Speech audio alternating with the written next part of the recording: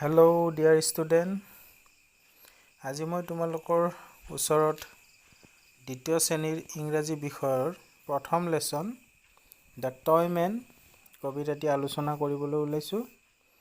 গতিকে ছাত্ৰ ছাত্ৰীসকল, তোমালোকে নিজৰ ইংৰাজী কিতাপখনৰ প্ৰথম পাঠটো উলিয়াই লোৱা। ইয়াত তোমালোকে দেখিবলৈ পাইছা যে এজন পুতলা বেচা মানুহে তেওঁৰ কান্ধত কিদৰে অসংখ্য পুতলাৰে সজ্জিত হৈ ল'ৰা ছোৱালীসকলৰ মাজত পুতলা বেচিবলৈ প্ৰয়াস কৰিছে। তোমালোকে দেখিছা তেওঁৰ কান্ধত ধুনীয়া ধুনীয়া বিভিন্ন পুতলা আনিছে আৰু এই পুতলা বেচা মানুহজনকে ইংৰাজীত টয়মেন বুলি কৈছে।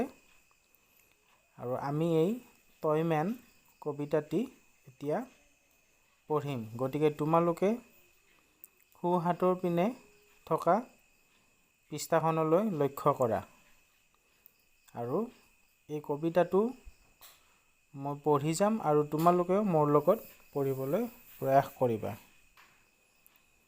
গতিকে চাই যাবা। কবিতাটিৰ নাম হৈছে দ্য টয়মেন। এতিয়া চাবা। Toys, toys, toys. Who will buy my toys? Some for boys, some for girls. Toys, toys, toys. এতিয়া ছাত্ৰ ছাত্ৰীসকল, তোমালোকেও এইদৰে পঢ়িবলৈ প্ৰয়াস কৰিবা। মই আকৌ এবাৰ পঢ়ি দিছোঁ তোমালোকৰ সুবিধাৰ্থে। Toys, toys, toys. Who will buy my toys? Some for boys, some for girls. Toys, toys, toys. আৰু এইদৰে তোমালোকে এই কবিতাটি বাৰে বাৰে পঢ়িবা, তেতিয়া তোমালোক আটাইৰে এই কবিতাটি সুন্দৰভাৱে মনত থাকি যাব। আৰু তোমালোকে অসুবিধা পালে ঘৰত ডাঙৰৰ সহায় ল'বা। আৰু আমি এতিয়া এই কবিতাটিৰ অন্য পৃষ্ঠাত থকা এক্টিভিটিখিনি আমি কৰিবলৈ প্ৰয়াস কৰিম। গতিকে চোৱা তোমালোকে এক্টিভিটিজ নম্বৰ 1 ইয়াত লিখা আছে লেটছ টক। ইয়াত দিছে work in groups and say what you do in your leisure time. Now look at the pictures and say what the children are doing. ছাত্ৰ ছাত্ৰীসকল, তোমালোকক যেতিয়া বিদ্যালয়ত লেজাৰ দিয়া হয়, তোমালোক সকলোৱে নিশ্চয় বিভিন্ন ধৰণৰ খেল খেলা।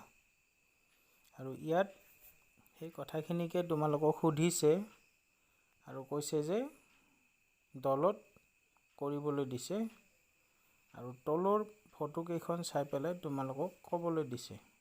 এতিয়া চোৱাচোন, প্ৰথম ফটোখনত কি দেখিবলৈ পাইছা? এজন ল'ৰাই এখন পুতলা গাড়ীৰে খেলি আছে। আৰু দ্বিতীয় ছবিটোত দেখিবলৈ পাইছে যে এজনী ছোৱালীয়ে বলেৰে খেলিছে। আনহাতে তৃতীয় ছবিটোত এগৰাকী ছোৱালী আৰু এজন ল'ৰা দুইজনে পুতলাৰে সৈতে খেলি আছে।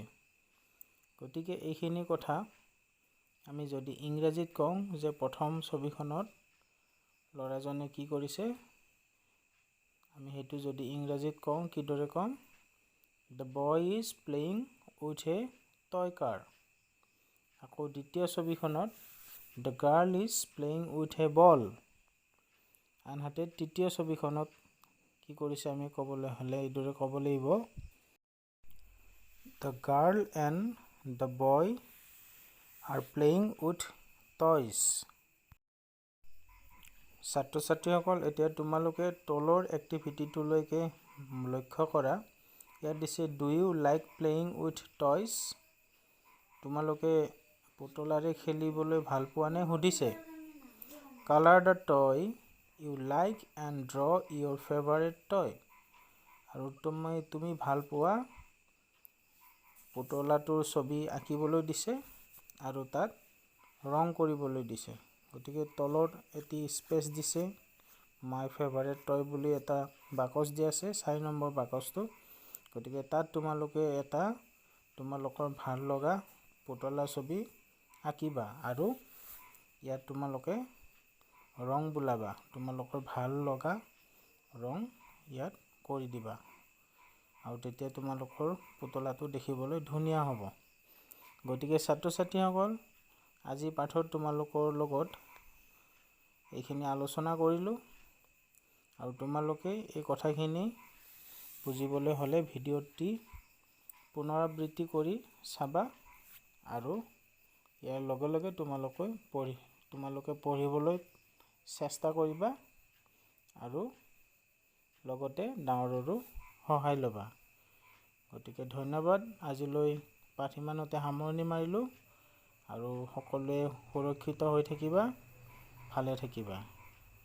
ধন্যবাদ।